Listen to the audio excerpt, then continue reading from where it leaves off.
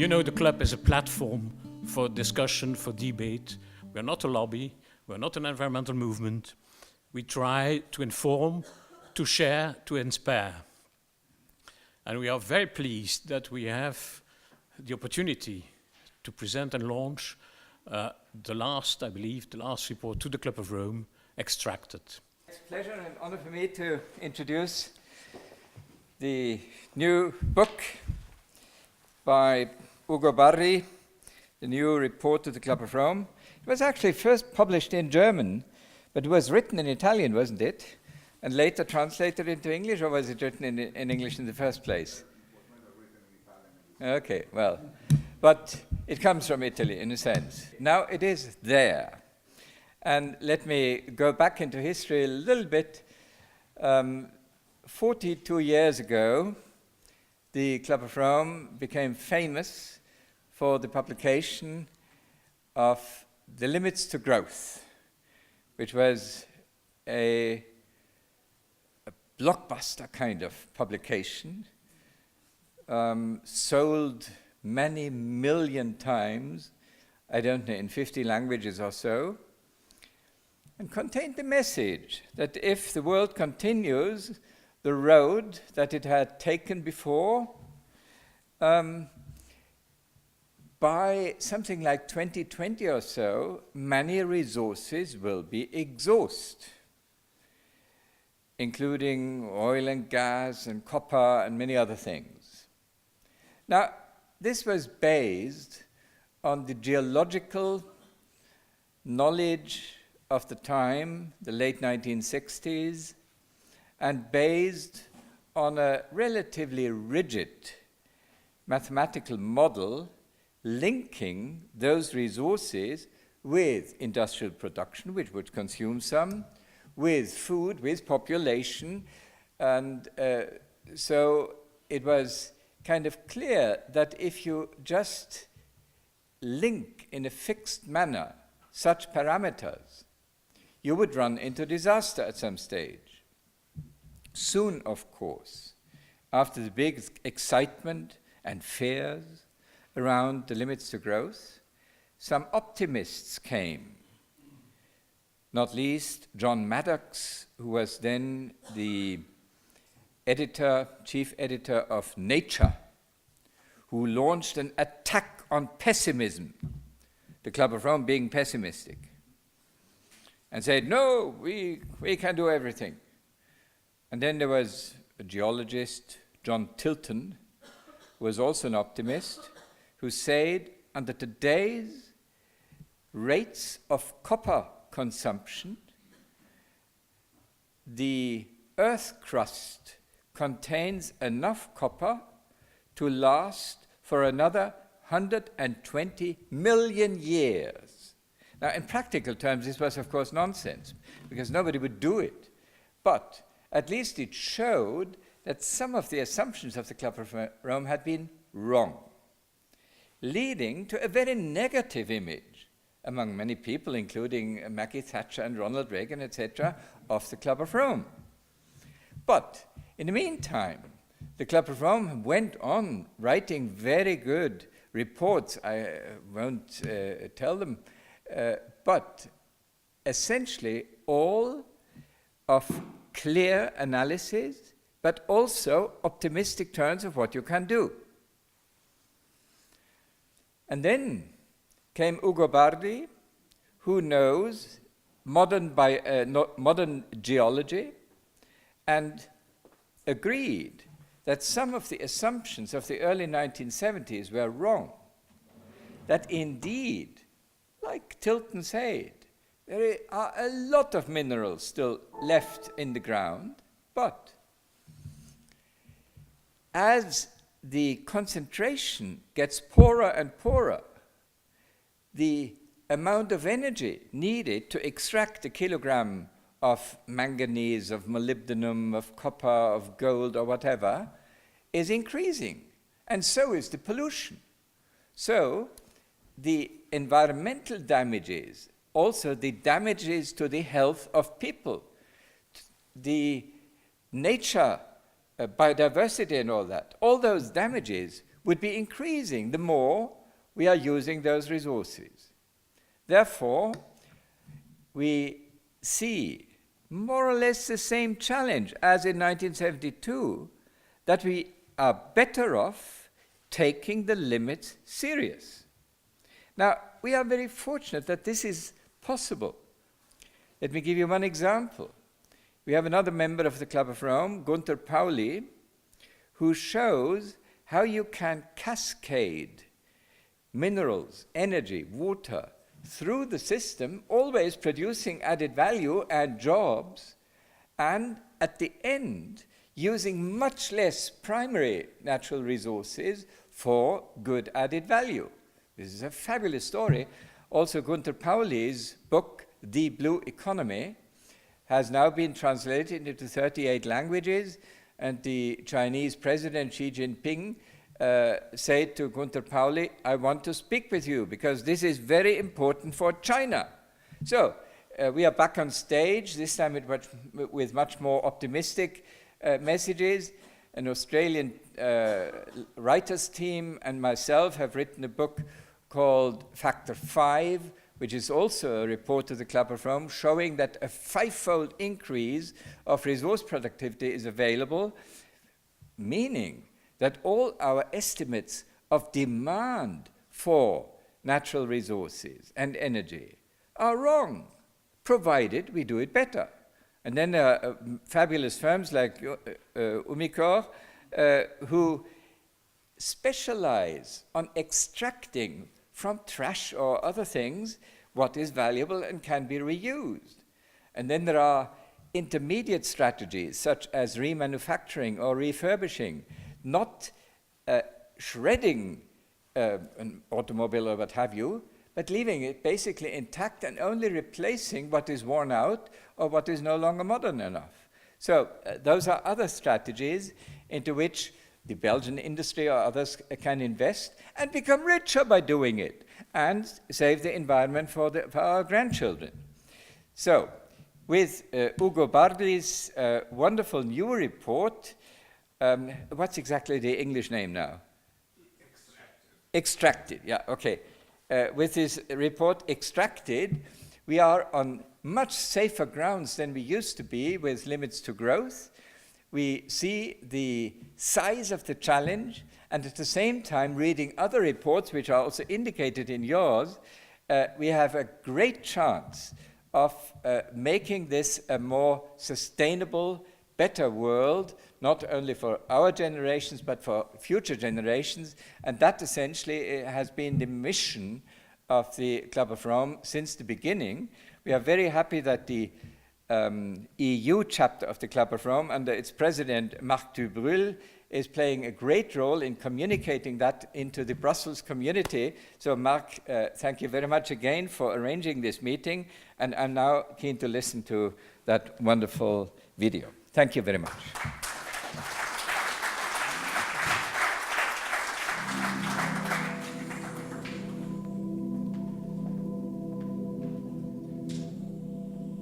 Ernst van Wijnzaker, you have heard. Ugo Bardi, you were introduced to him in a moment ago. Jorn Verbeek is a new full member of the Club of Rome. And I'm very pleased that he accepted to moderate the debate, because I know many of you are fed up of seeing always the old face of the president.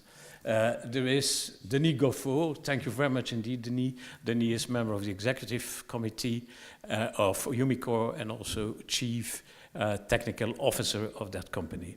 So Jorn, you take over from me now. Thank you. When I saw the movie, I think I was educated in secondary school with the idea that we are borrowing the planet from our children or grandchildren. But when you see the stats and you see the movie, I mean, we are not borrowing the planet from the children anymore, it's our generation. And I think when we've been talking about limits, well, it has come quite close.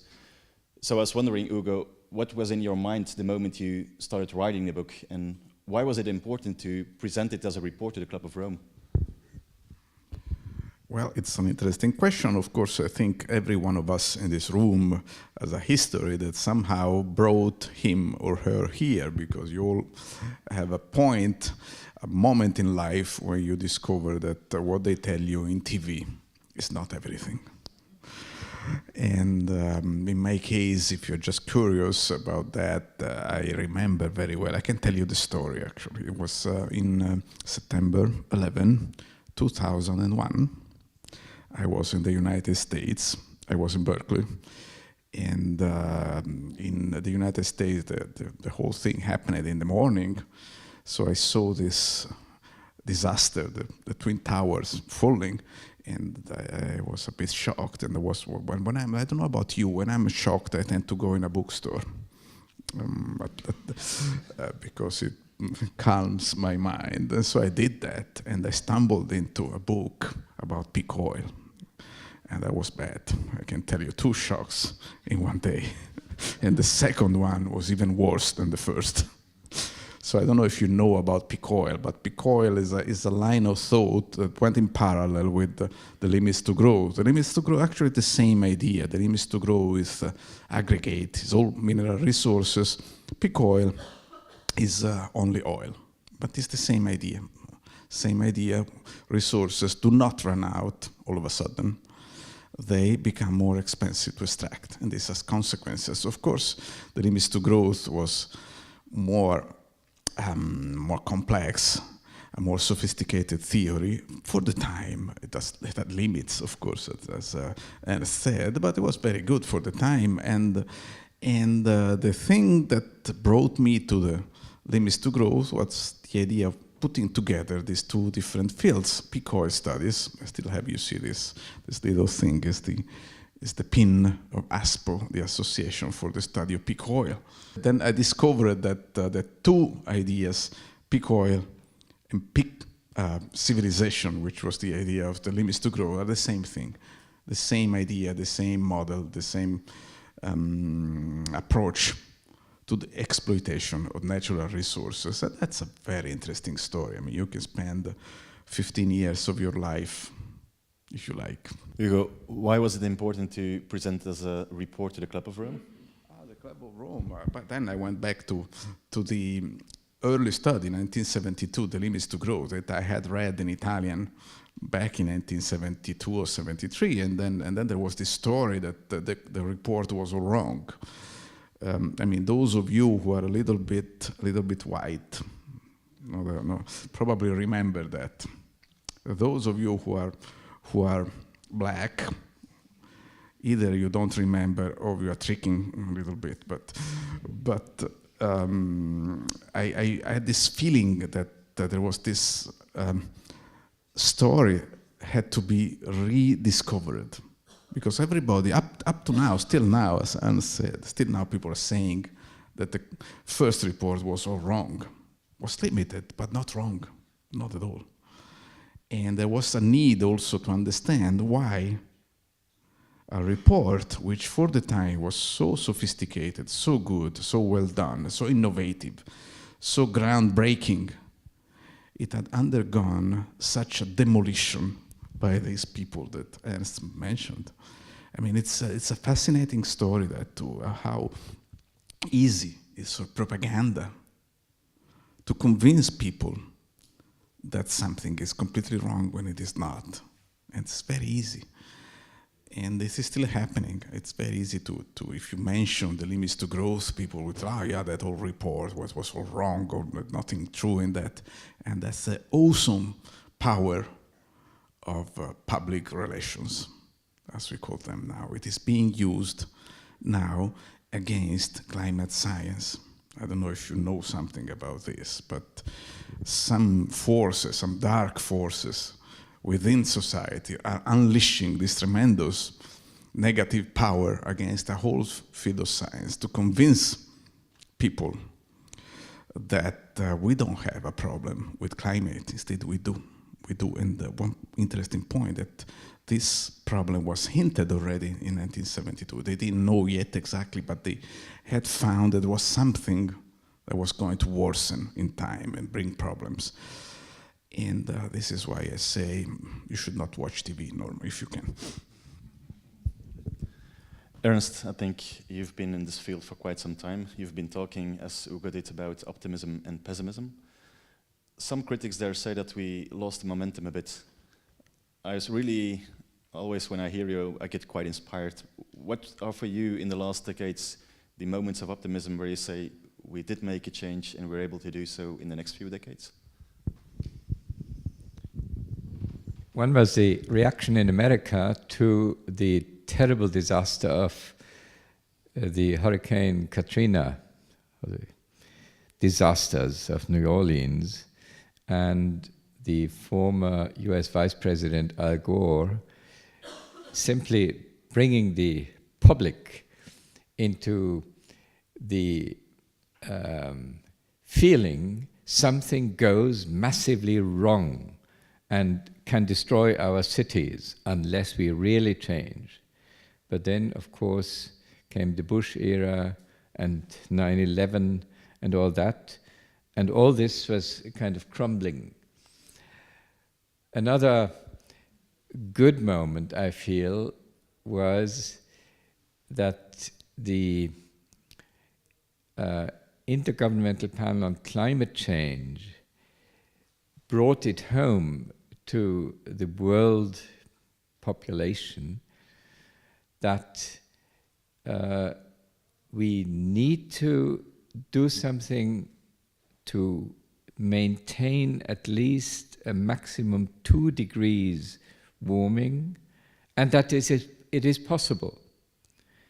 So that was also good. But again, the fracking people and the coal lobby and others, the Koch brothers in America, so began to really fight a war against this kind of prognosis.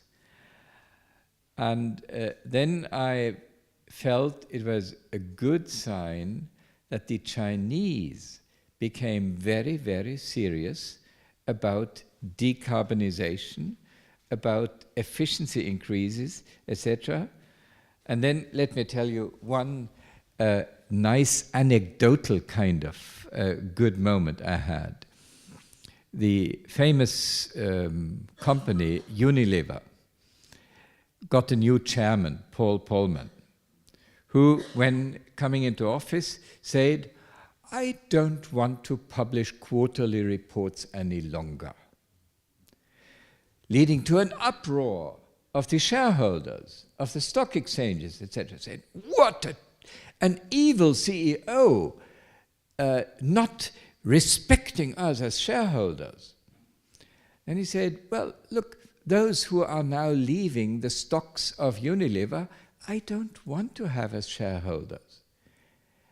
I want my company to do long-term things."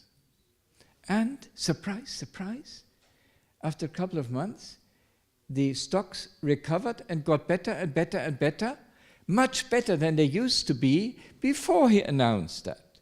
That shows to the world that the ideology of quarterly reports, which essentially means robbing nature, is not necessarily a good business strategy. Denis, we heard a lot. I think you also know the story. Do you have the same idea in mind when you look back at the history of Umicore, the change from Union Minière to Umicore? Were the same incentives when you did make the change as a company to really tackle a global challenge? Or was it purely a business case? I think a bit of both. I think I was born with the Club of Rome, my age, but the previous generation, they somewhat integrated in their way of thinking. And so they nurtured the company in saying, okay, we need to do something about it. By the way, we don't publish quarterly results at our company. We publish twice a year because it's already quite short.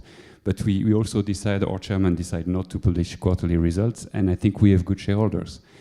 And the same chairman initiated and tried to find out what we had in our hands, the knowledge that Umicore had, which was about refining metals, putting them to use, and putting them to use, among others, by recycling and closing the loop. I think this is something which is very important. If you see a presentation about Umicore today, you see closing the loop. This is something we want to do. This is about recycling, what Hugo Bardi mentioned. We want to make sure we are efficient in not losing metals during our processing, not losing metal at the end of life of the products that are made, and very importantly, use as little energy as possible to extract these metals. So this has been a thinking of our management, but this spreads very, very fast in a company, because when you have a clear leadership from chairman, CEO level, you are really convinced about what you are doing, and you do what you say, and you make a big business case out of it. That's very important, of course, for a company. And you make a business case out of it, then it spreads. And you have people now willing to join Umicore because of what it is. Because we do the right thing. We do recycling, and we are sustainable. We are a business. We pay salaries to our employees, of course. But we motivate them also by the fact that we do something that addresses the problems of scarcity. Scarcity is one of the 4 mega trends that we identified at Umicore. We see it as an opportunity for us, because we are better extracting in a better way the metals that are. And it's not only recycling. I think this is something, the mining industry can be very inefficient sometimes, because they focus on one metal. And they have a lot of byproducts. And because they are not focused on these byproducts, they are lost. They get lost in the tailings, they get lost in the byproducts. And this is something we also do. We go to the mining industry, we partner with the mining industry, and we tell them, look, we can help you getting the indium out of your zinc mine, or not losing the precious metals that are lost in your slags. And this is another part of what we do. And this is always using technology, and trying to do better energy-wise, better yield. The yield is very important. For many metals, we are above the 95% that Hugo Bardi was mentioning, and this is and our goal is to go even higher. Is it really a solution, Hugo, to look for new sources of energy, and what could they be? And if you take the example of fracking, aren't we just moving towards a new bubble, which is just prolonging the challenge but not really offering a solution? Well, I didn't say that fracking is a solution to anything. And you have to be very careful in the way you define the problem, because the solution could be worse.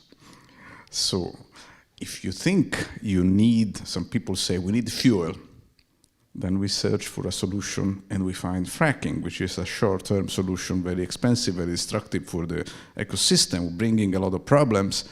And then after you have fracked everything you can frack, then what do you do? What is plan B? Have you thought about that? Everybody's so happy. Oh, we're getting oil out of shales. Okay, for how long? 10 years, maybe, if you're lucky. You look at the International Energy Agency data, and they say it very clearly. They don't plot it, but they say it.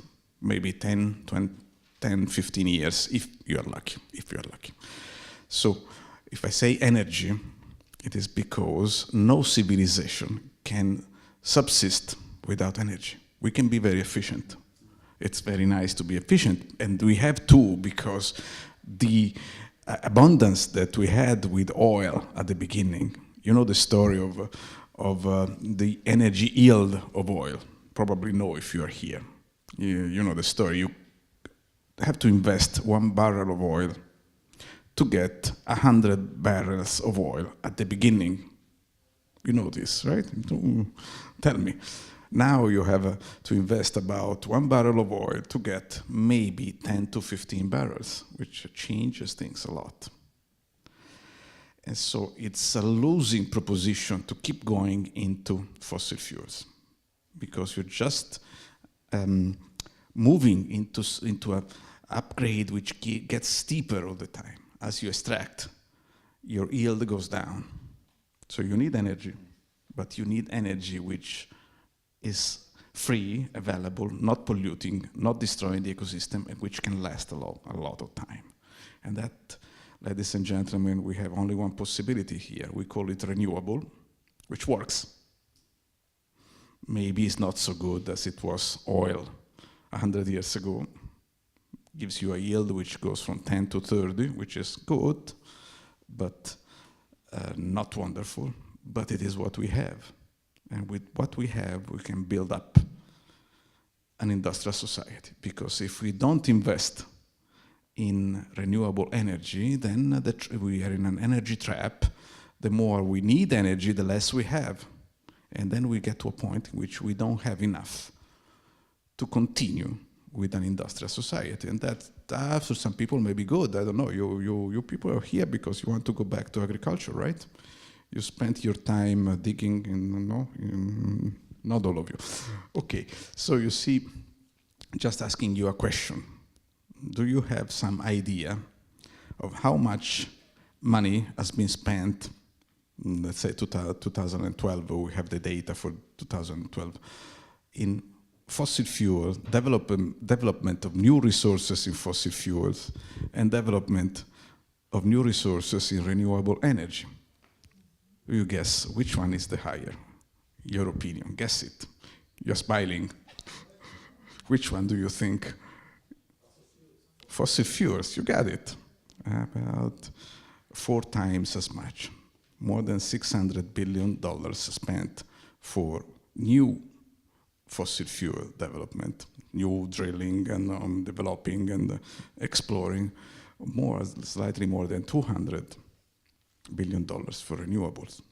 So we have to reverse this trend. If we reverse this trend, then we have energy for recycling, then we have energy for being efficient, then we have energy for the blue economy. But even the blue economy needs energy, otherwise doesn't work. I'd like to add 2 things. One is, fully supporting what you say about fracking, there is a shale gas and oil field in North America called Bakken, with double K. That's the size, more or less, of Germany. A huge field. And then I saw the curve of its, production potential. And it goes like that. Beginning in 1 year, and then going down, going down, going down. After 6 years, it's gone. So exactly what you say. A huge, it used to be the biggest hope of the whole shale community.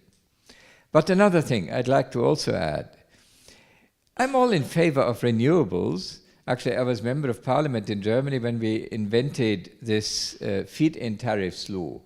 And it was a great success story. But we also have to calculate how much can we do. The EU has a commitment of doing 20% renewable energies by 2020, which is quite a daring proposal. But this is for 500 million people. And let us optimistically assume that another 500 million from other OECD countries also does 20% of renewables by 2020. How much of the world problem will that solve? And the answer is 1/35th, because 20% is a fifth of 100, and 1 billion is a seventh of 7 billion. Now you multiply the two, it's 35. And now imagine a 35-fold increase of palm oil plantations, of corn plantations, of rapeseed, of windmills, of all the other renewables. For all my love for renewables, I simply have to say this is not going to work for ecological reasons. So in addition to exploiting what is technically available and ecologically acceptable, we also have to work on efficiency. Ernst, one more question to add to that. You're also co-chairing the United Nations Environment Panel. We've been talking about peaks in minerals in energy. How do we go about this on international scale, given the fact that we see some concentrations of minerals in certain countries? This will become a global challenge, and we've been trying to invite China to the UNEP panel. How do we go about this geopolitical situation with every region, every continent trying to get hold of the energy and the materials?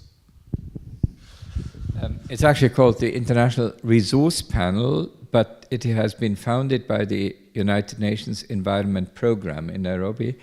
And the other co-chair used to be my predecessor as co-president of the Club of Rome.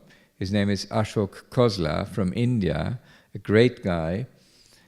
His company has created some 3 million jobs in rural India, directly and indirectly. He's my hero.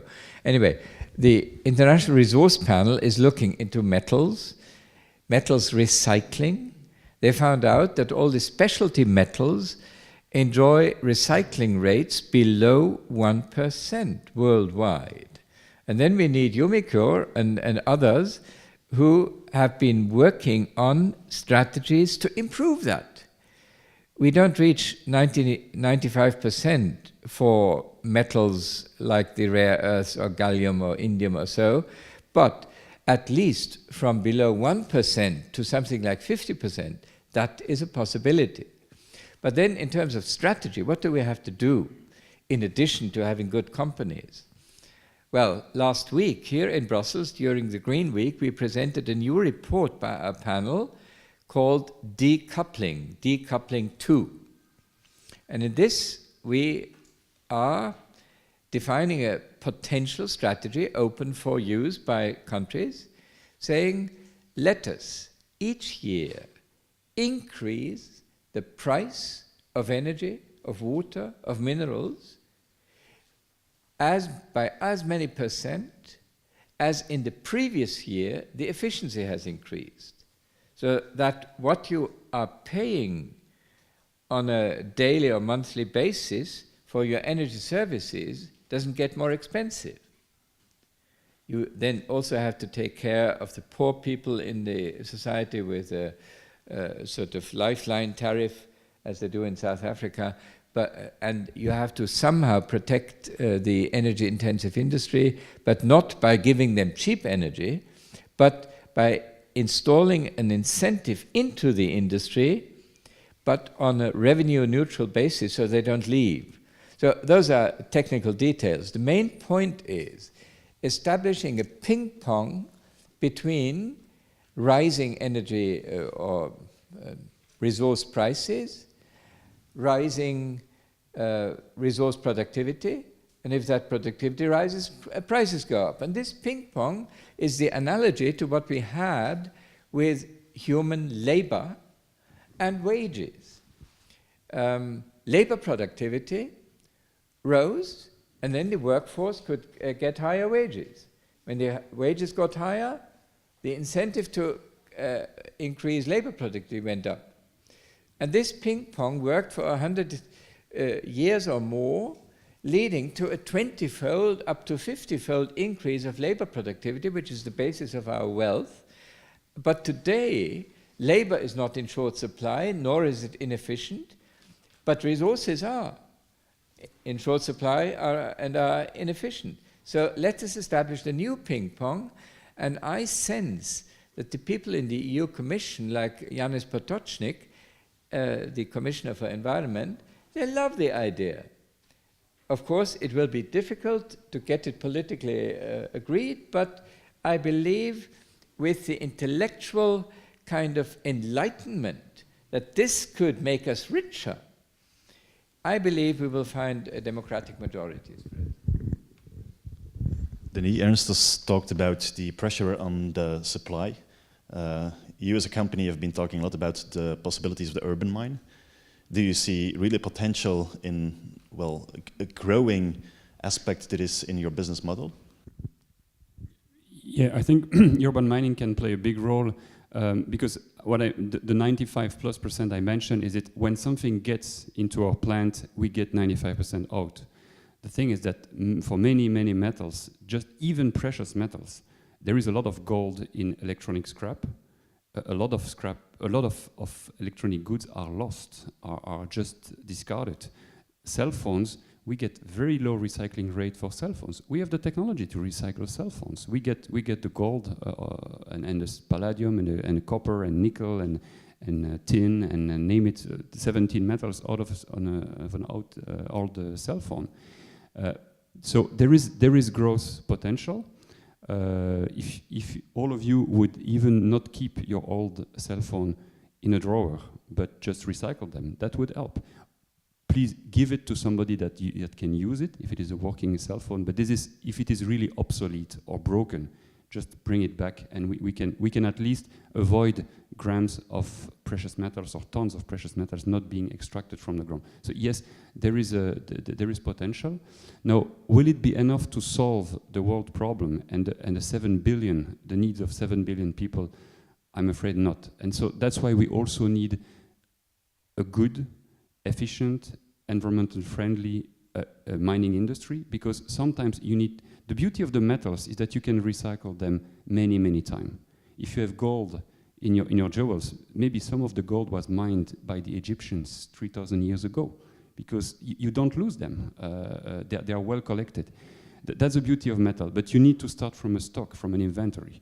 And for some metals, we just don't get them. If you want to give a fridge to people in the third world, you need some steel, you need some copper, and so let's make sure that this is mined in a proper way, in a clean way, that you don't damage the environment, that you don't damage health, and that you maximize the yield and the energy, you minimize the energy which is needed. And once it will be in the circuit, if you are efficient in collecting, then we can recycle forever. And that's I think, the positive way. There will be a need for fresh resources. Let's do it in a good way, but let's at least make sure that we don't waste it. That's the main message. Just a question to the audience. How many people, if you have an old cell phone or an old laptop in the drawer? I think this is usually the answer we get when we ask this question. So then the next question, of course, is how do we go about the behavioral change? Because we can tell the story. I think most of you know the story. And I think we need the companies, we need the research, well, to tackle this. But how about the civil society? How can we reach the individual citizen to, well, we only talk about a cell phone in the drawer, about a laptop. How do we get this idea to the people that they should play a role as well?